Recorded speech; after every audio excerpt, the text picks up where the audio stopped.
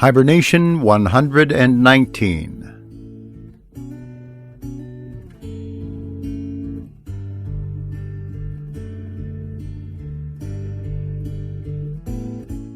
Grizzly's Growls presents Stories from the Hiber-Nation. Read by David Grizzly Smith.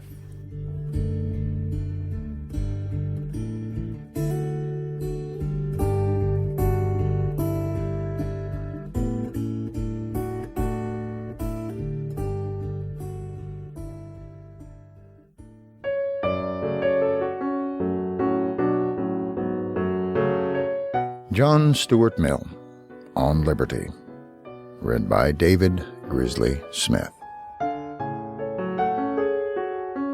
Chapter 1. Introductory. The subject of this essay is not the so-called liberty of the will, so unfortunately opposed to the misnamed doctrine of philosophical necessity, but civil or social liberty, the nature and limits of the power which can be legitimately exercised by society over the individual. A question seldom stated and hardly ever discussed in general terms, but which profoundly influences the practical controversies of the age by its latent presence, and is likely soon to make itself recognized as the vital question of the future. It is so far from being new that in a certain sense it has divided mankind almost from the remotest ages, but in the stage of progress into which the more civilized portions of the species have now entered, it presents itself under new conditions and requires a different and more fundamental treatment. The struggle between liberty and authority is the most conspicuous feature in the portions of history with which we are earliest familiar, particularly in that of Greece, Rome, and England. But in old times, this contest was between subjects, or some classes of subjects, and the government. By liberty was meant protection against the tyranny of political rulers. The rulers were conceived, except in some of the popular governments of Greece, as in a necessarily antagonistic position to the people whom they ruled. They consisted of a governing one or a governing tribe or caste, who derived their authority from inheritance or conquest, who, at all events, did not hold it at the pleasure of the governed, and whose supremacy men did not venture, perhaps did not desire, to contest, whatever precautions might be taken against its oppressive exercise. Their power was regarded as necessary, but also as highly dangerous, as a weapon which they would attempt to use against their subjects no less than against external enemies. To prevent the weaker members of the community from being preyed upon by innumerable vultures, it was needful that there should be an animal of prey stronger than the rest, commissioned to keep them down. But as the king of the vultures would be no less bent upon preying on the flock than any of the minor harpies, it was indispensable to be in a perpetual attitude of defense against his beak and claws. The aim, therefore, of patriots was to set limits to the power which the ruler could be suffered to exercise over the community, and this limitation was what they meant by liberty. It was attempted in two ways. First, by obtaining a recognition of certain immunities called political liberties or rights, which it was to be regarded as a breach of duty in the ruler to infringe, and which if he did infringe, specific resistance or general rebellion was held to be justifiable. A second, and generally a later, expedient was the establishment of constitutional checks, by which the consent of the community, or body of some sort, supposed to represent its interests, was made a necessary condition to some of the more important acts of the governing power. To the first of these modes of limitation, the ruling power in most European countries was compelled, more or less, to submit.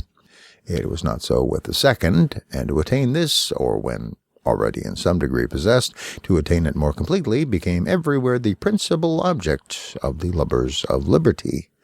And so long as mankind were content to combat one enemy by another, and to be ruled by a master, on condition of being guaranteed more or less efficaciously against his tyranny, they did not carry their aspirations beyond this point.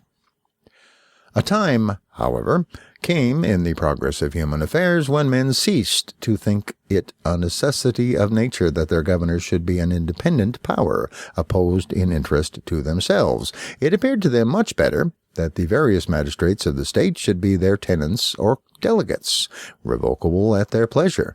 In that way alone, it seemed, could they have complete security that the powers of government would never be abused to their disadvantage.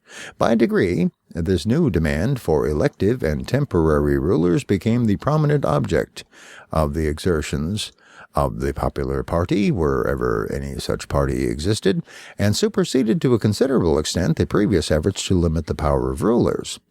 As the struggle proceeded for making the ruling power emanate from the periodical choice of the ruled, some persons began to think that too much importance had been attached to the limitation of the power itself.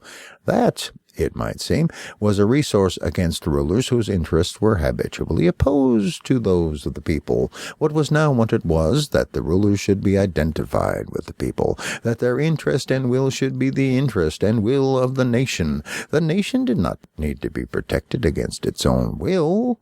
There was no fear of it tyrannizing over itself. Let the rulers be effectually responsible to it, promptly removable by it, and it could afford to trust them with power of which it could itself dictate the use to be made. Their power was but the nation's own power, concentrated, and in a form convenient for exercise. This mode of thought, or rather perhaps of feeling, was common among the last generation of European liberalism, in the continental section of which it still apparently predominates. Those who admit any limit to what a government may do, except in the case of such governments as they think ought not to exist, stand out as brilliant exceptions among the political thinkers of the continent. A similar tone of sentiment might by this time have been prevalent in our own country, if the circumstances which for a time encouraged it had continued unaltered. But in political and philosophical theories, as well as in persons, success discloses faults and infirmities which failure might have concealed from observation. The notion that people have no need to limit their power over themselves might seem axiomatic, when popular government was a thing only dreamed about, or read of as having existed at some distant period of the past. Neither was that notion necessarily disturbed by such temporary aberrations as those of the French Revolution, the worst of which were the work of a usurping few, and which in any case belonged not to the permanent working of popular institutions, but to a sudden and convulsive outbreak against monarchical and aristocratic despotism. In time, however, a democratic republic came to occupy a large portion of the earth's surface, and made itself felt as one of the most powerful members of the community of nations, and elective and responsible government became subject to the observations and criticisms which weighed upon a great existing fact.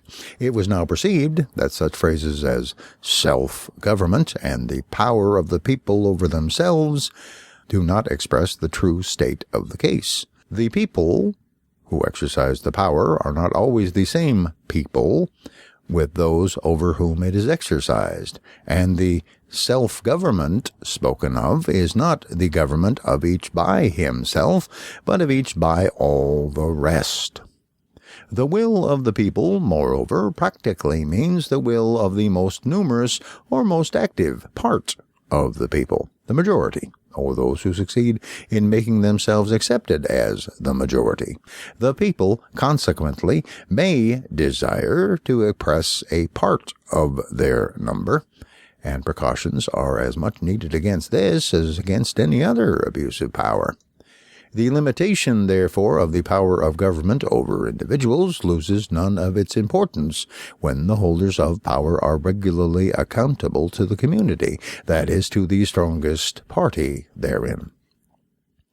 This view of things, recommending itself equally to the intelligence of thinkers and to the inclination of those important classes in European society to whose real or supposed interests democracy is adverse, has had no difficulty in establishing itself.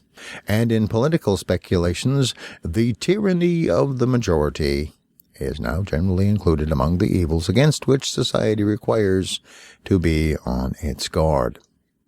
Like other tyrannies, the tyranny of the majority was at first, and is still, vulgarly, held in dread, chiefly as operating through the acts of public authorities. But reflecting persons have perceived that when society is itself the tyrant, society collectively over the separate individuals who compose it, its means of tyrannizing are not restricted to the acts which it may do by the hands of its political functionaries.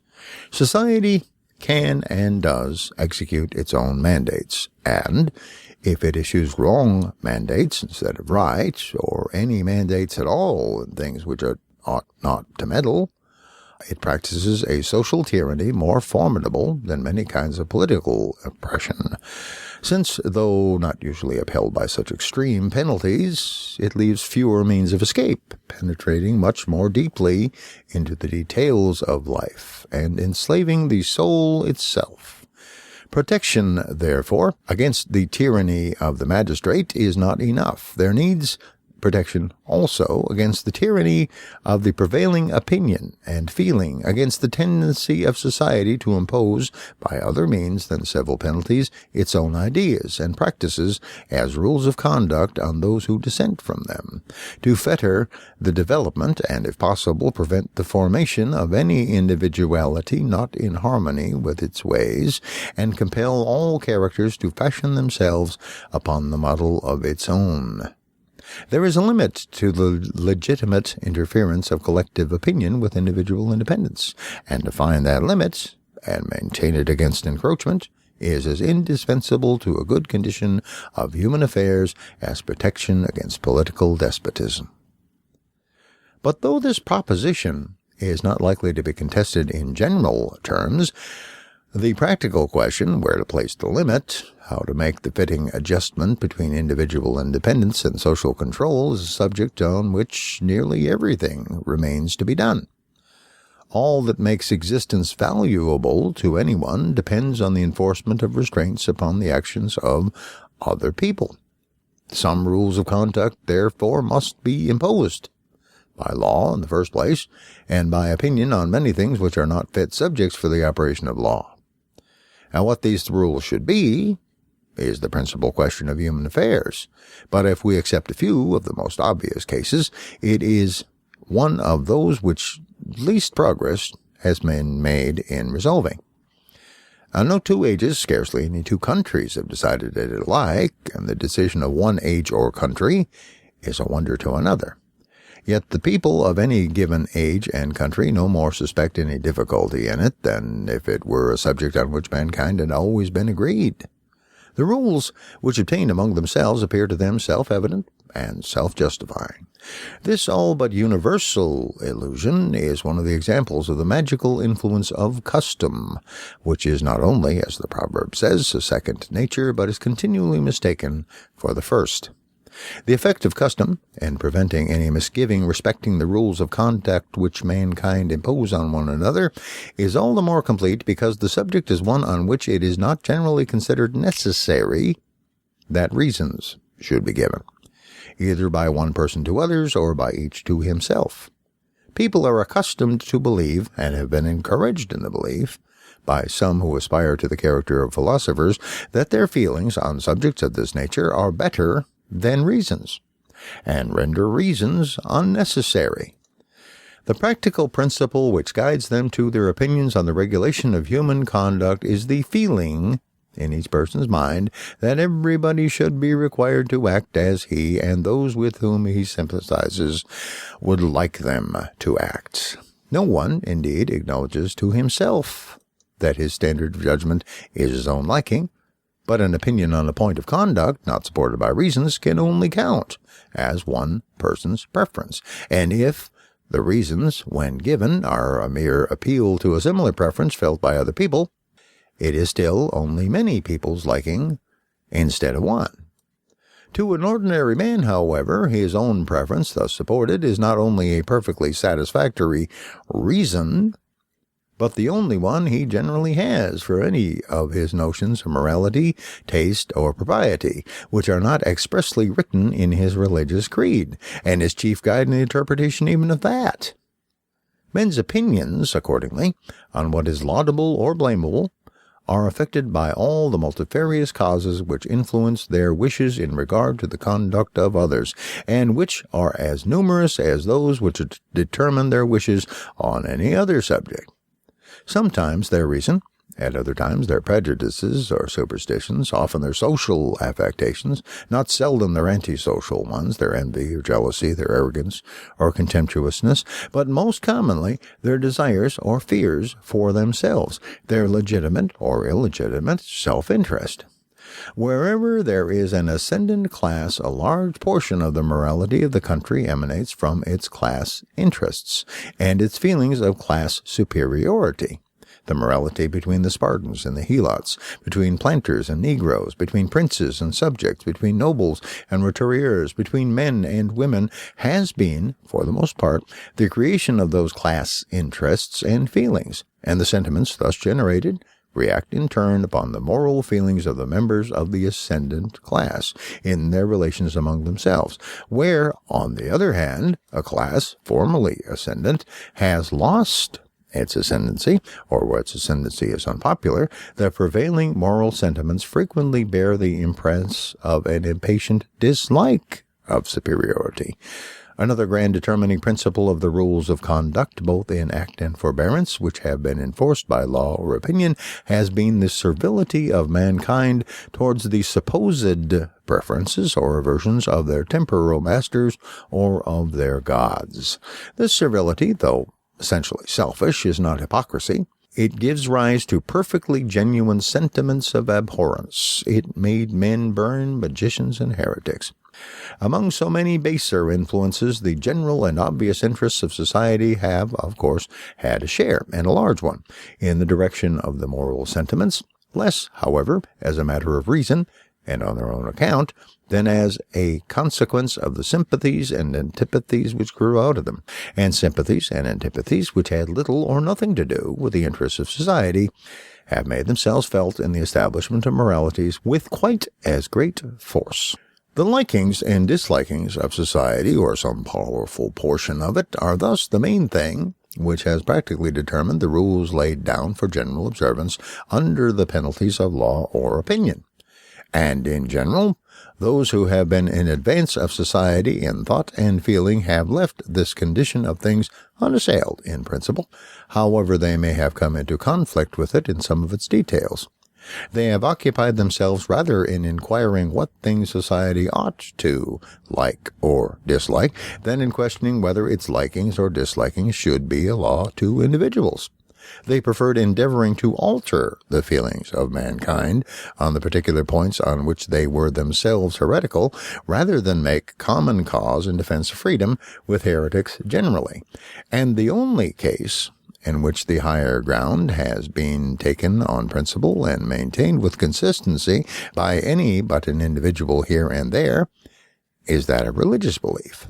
A case instructive in many ways, and not least so as forming a most striking instance of the fallibility of what is called the moral sense. For the odium theologicum in a sincere bigot is one of the most unequivocal cases of moral feeling. Those who first broke the yoke of what called itself the universal church were in general as little willing to permit difference of religious opinion as that church itself. But when the heat of the conflict was over, without giving a complete victory to any party, and each church or sect was reduced to limit its hopes to retaining possession of the ground it already occupied, minorities, seeing that they had no chance of becoming majorities, were under the necessity of pleading to those whom they could not convert for permission to differ. It is accordingly on this battlefield almost solely that the rights of the individual against society have been asserted on broad grounds of principle, and the claim of society to exercise authority over dissentients openly controverted. The great writers to whom the world owes what religious liberty it possesses have mostly asserted the freedom of conscience as an indefeasible right, and denied absolutely that a human being is accountable to others for his religious belief.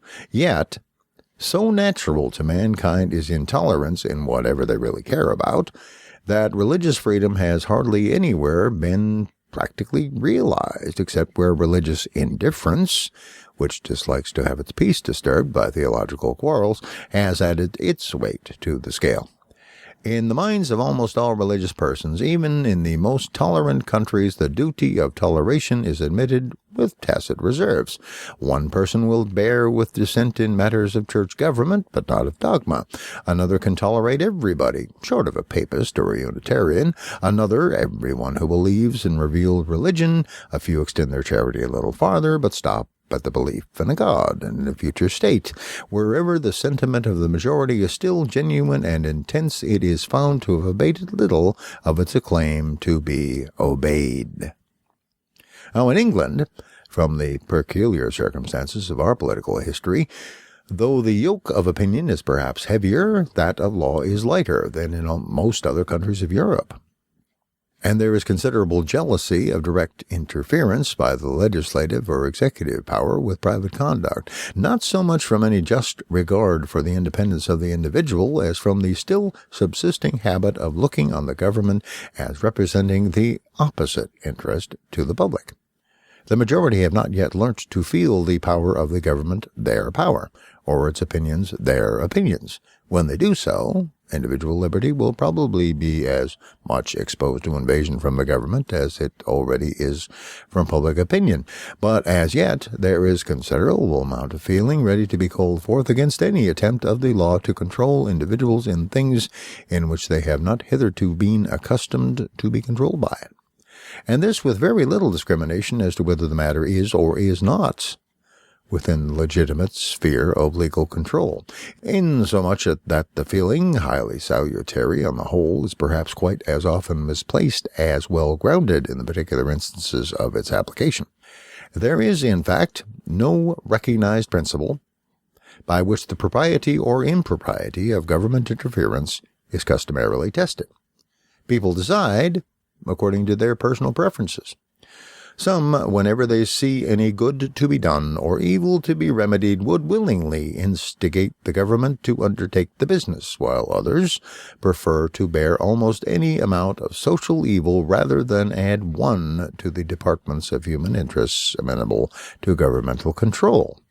And men range themselves on one side or the other side in any particular case according to this general direction of their sentiments, or according to the degree of interest which they feel in the particular thing which is proposed that the government should do, or according to the belief they entertain the government would or would not do it in the manner that they prefer, but very rarely on account of any opinion to which they consistently adhere as to what things are fit to be done by a government.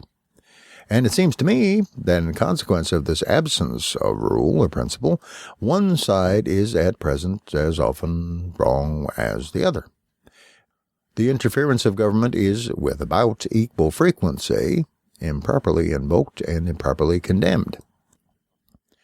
The object of this essay is to assert one very simple principle as entitled to govern absolutely the dealings of society with the individual in the way of compulsion and control, whether the means used be physical force in the form of legal penalties or moral coercion of public opinion.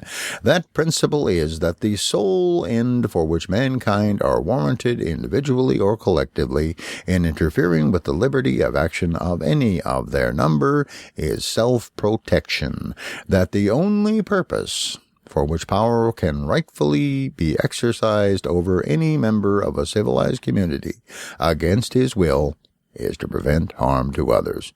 His own good, either physical or moral, is not a sufficient warrant. He cannot be rightfully compelled to do or forbear because it will be better for him to do so, because it will make him happier, because in the opinions of others to do so would be wise or even right.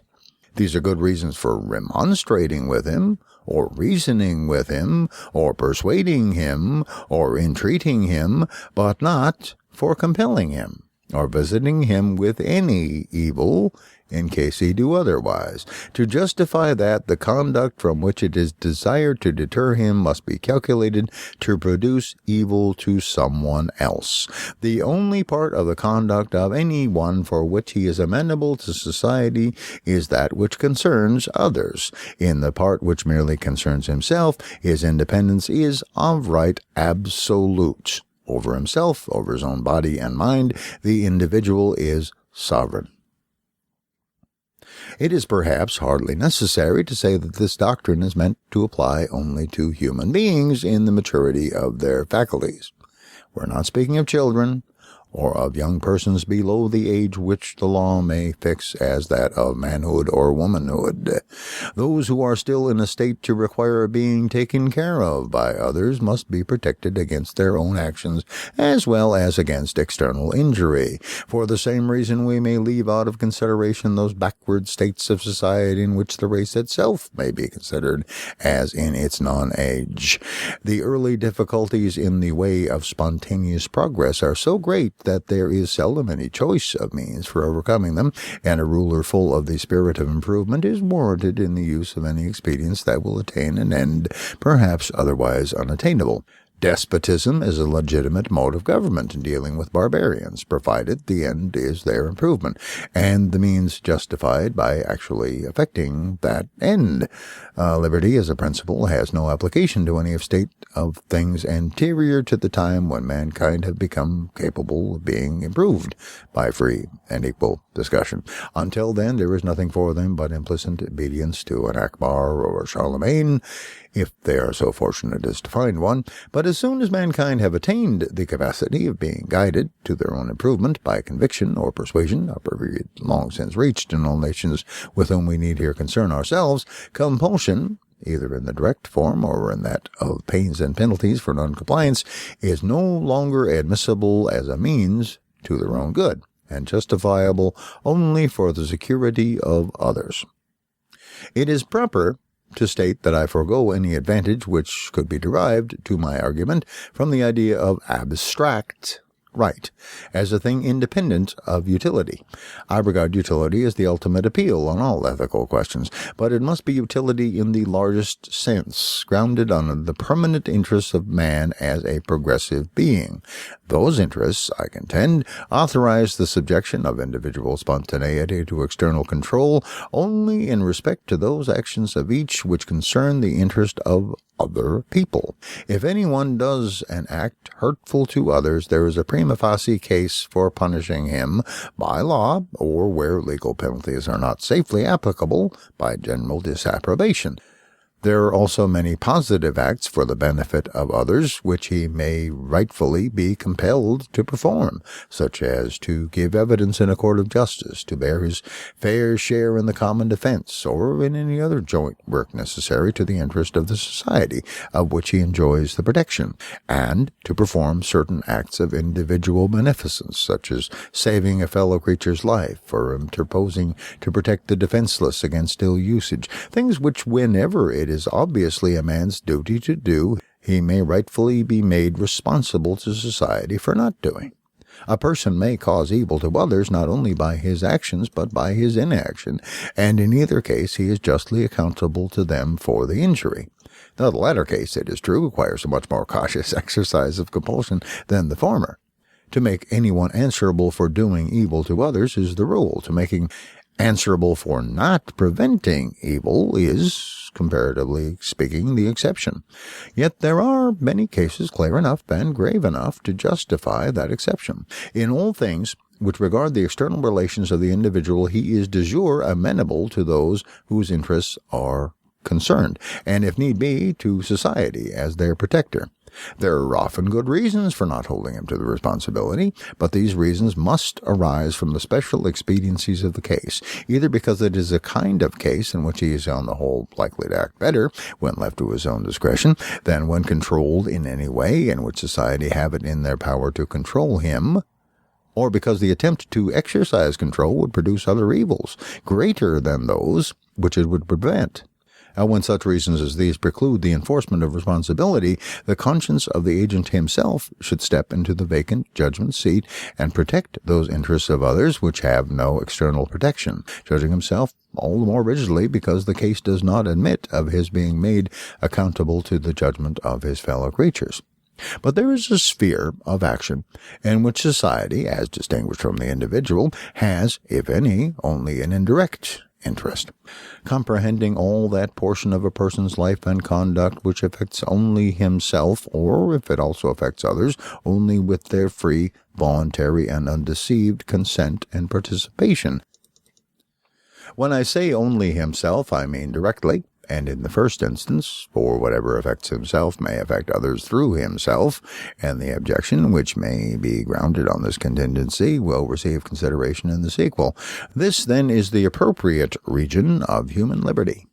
It comprises, first, the inward domain of consciousness, demanding liberty of conscience in the most comprehensive sense, liberty of thought and feeling, absolute freedom of opinion and sentiment on all subjects, practical or speculative, scientific, moral, or theological. The liberty of expressing and publishing opinions may seem to fall under a different principle, since it belongs to that part of the conduct of an individual which concerns other people, but being almost of as much importance as the liberty of thought itself, and resting in great part on the same reasons, it is practically inseparable from it. Secondly, the principle requires liberty of tastes and pursuits, of framing the plan of our life to suit our own character, of doing as we like, subject to such consequences as may follow, without impediment from our fellow creatures, so long as what we do does not harm them, even though they should think our conduct foolish, perverse, or wrong. Thirdly, from this liberty of each individual follows the liberty within the same limits of combination among individuals, freedom to unite for any purpose not involving harm to others, the persons combining being supposed to be of full age and not forced or deceived.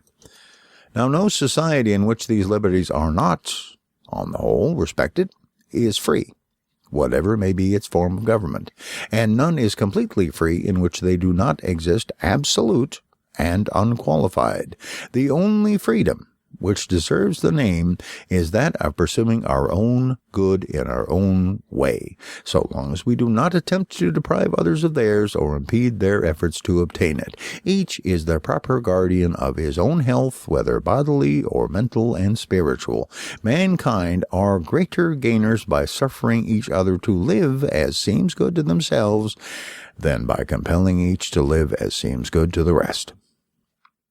Now, though this doctrine is anything but new, and some persons may have the air of a truism, there is no doctrine which stands more directly opposed to the general tendency of existing opinion and practice.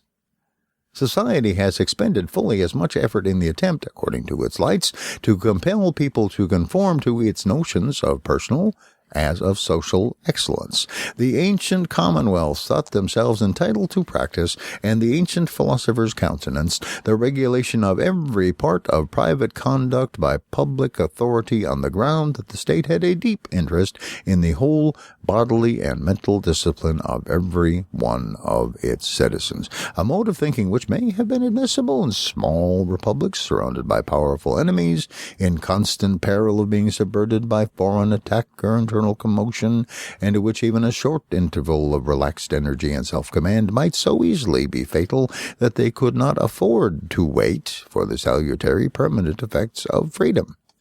Now, in the modern world, the greater size of political communities, and above all the separation between spiritual and temporal authority, which place the direction of men's consciences in other hands than those which controlled their worldly affairs, prevented so great an interference by law in the details of private life. But the engines of moral repression have been wielded more strenuously against divergence from the reigning opinion in self-regarding than even in social matters. The religion, the most powerful of the elements which have entered into the formation of moral feeling, having almost always been governed either by the ambition of a hierarchy, seeking control over every department of human conduct, or by the spirit of Puritanism. And some of those modern reformers who have placed themselves in strongest opposition to the religions of the past have been no way behind either churches or sects in their assertion of the right of spiritual domination. M. Comte, in particular, whose social system, as unfolded in his Traité de politique positive, aims at establishing, though by moral more than by legal appliances, a despotism of society over the individual surpassing anything contemplated in the political ideal of the most rigid disciplinarian among the ancient philosophers. Now, apart from the peculiar tenets of the individual thinkers, there is also in the world at large an increasing inclination to stretch unduly the powers of society over the individual, both by the force of opinion and even by that of legislation. And as the tendency of all the changes taking place in the world is to strengthen society and diminish the power of the individual, this encroachment is not one of the evils which tend spontaneously to disappear, but on the contrary to grow more and more formidable. The disposition of mankind, whether as rulers or as fellow citizens, to impose their own opinions and inclinations as a rule of conduct on others, is so energetically supported by some of the best and by some of the worst feelings incident to human nature, that it is hardly ever kept under restraint by anything but want of power, and as power is not declining but growing, unless a strong barrier of moral conviction can be raised against the mischief, we must expect in the present circumstances of the world to see it increase.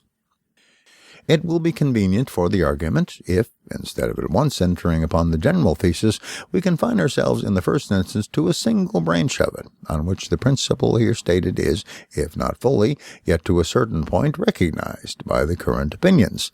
This one branch is the liberty of thought, from which it is impossible to separate the cognate liberty of speaking and writing.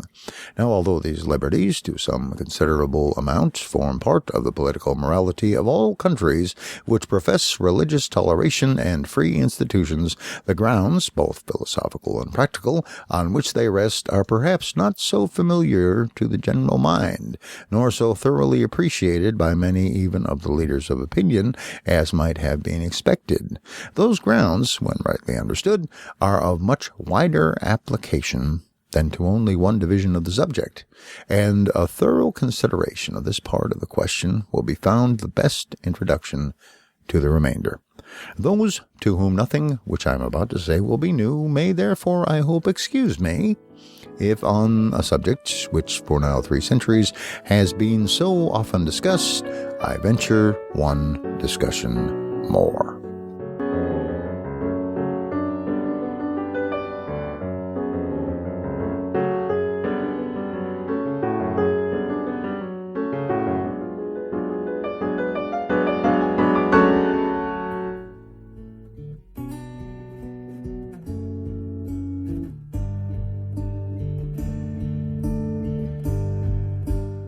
Thank you for listening to Stories from the Hiber-Nation. Comment on the website at grizzliesgrowls.com. This program is offered under a Creative Commons Attribution, Non-Commercial, No Derivatives license.